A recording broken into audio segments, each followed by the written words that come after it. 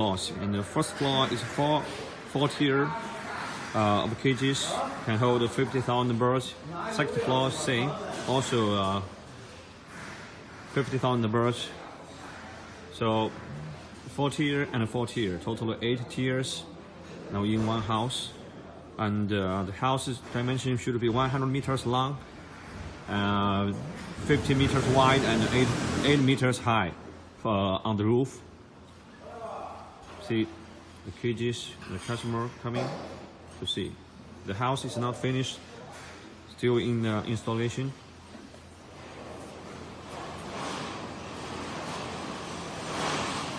That's 1 meter per section. Yeah.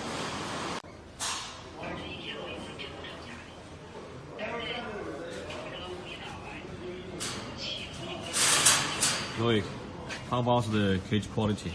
8 frame, 8 floor layer cages? Yeah. It's very strong and good feeling. Thank you so much.